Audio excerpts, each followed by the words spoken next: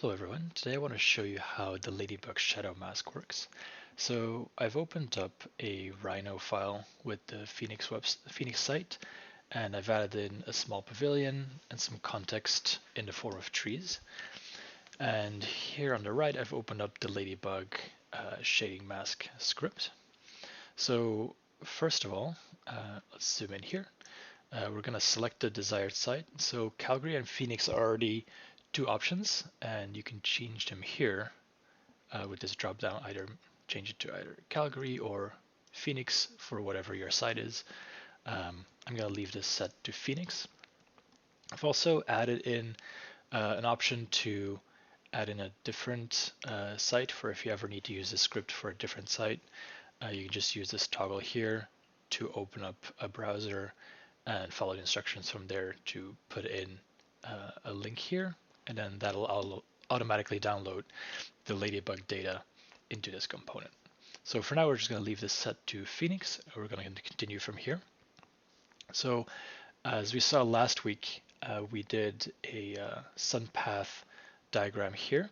So I've already loaded this up, and we're going to use this to transition into a shadow mask. So as you see here, the sun path is in 3D, and we're going to turn that into a 2D version here. So I have here two components, one for 2D and one for 3D.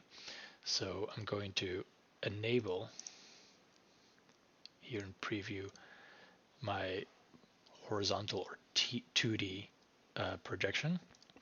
And that's basically a vertical projection of that 3D solar path. So the way you read this is, let me grab my marker here. These are the months. So this would be June, and this bottom line would be December, and the lines in between, would be the autumn or fall months in between. And then the hours here, this is going to be approximately 12 here, and then 11, 10, etc. So I'm going to clear this. So this, just a quick recap on the sun path. Now, what you see here is we've picked a certain moment in time. Let's grab here.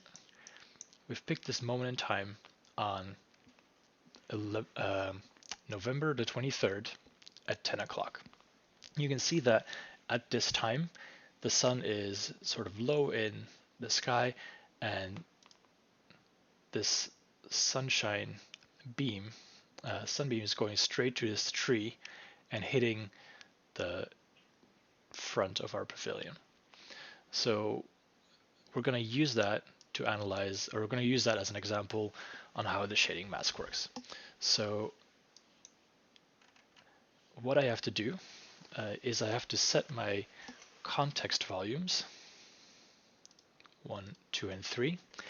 And if you're measuring inside a building, you can also add the building itself as context. Then select this context volume component here, and right click and then select set multiple B-reps. And that's going to load all those parts of that could be blocking sunlight, and it's going to help us analyze in the form of a shadow mask. So to make things a little bit less cluttered here, I'm going to disable my 3D mask, and I'm going to hide my terrain so that we're really just looking at the shapes that are going to impact our solar geometry. And then here I'm going to right click to enable the solar mask. All right, so what does this mean? If we go back to our sun path map here, we can see here that in this vertical projection of this sun, we can see that this falls into the shadow area here. And that means that at this point in time, there is going to be shadow at the center point. So this entire shadow shading mask gives you an idea of all the times in the year that you're going to have shadow or light at a particular point. So all of this,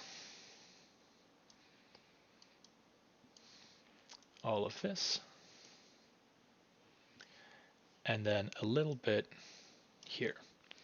So what does that mean? You're not going to have any sun coming into this point, which is facing south, anytime when the sun is behind the wall here, and not when any time is behind the wall here on the west.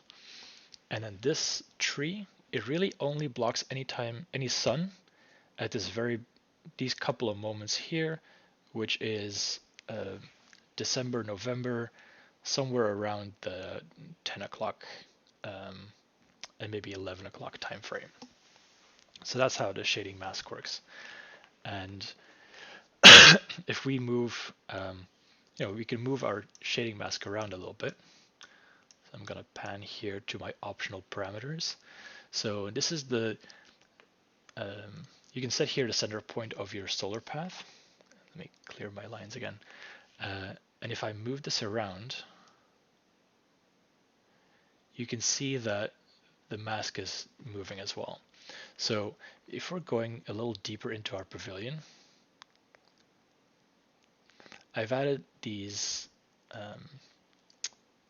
skylights. So if we look at this point, it's a little further down into the pavilion. The question is, when are we going to get any sunlight hitting that point through any of these skylights?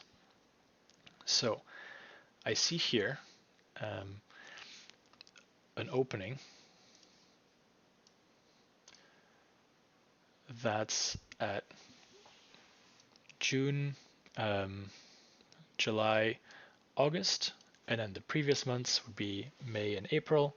So probably from May to August at, I'm gonna guess here because I don't have the numbers here, but I think that somewhere around 2 or 3 in the afternoon, we're gonna have some sun here on that spot. So to verify that, I'm gonna go in my Grasshopper script, and I'm going to use my moment in time for reference. So I said something around June, and I'm going to set my time in the afternoon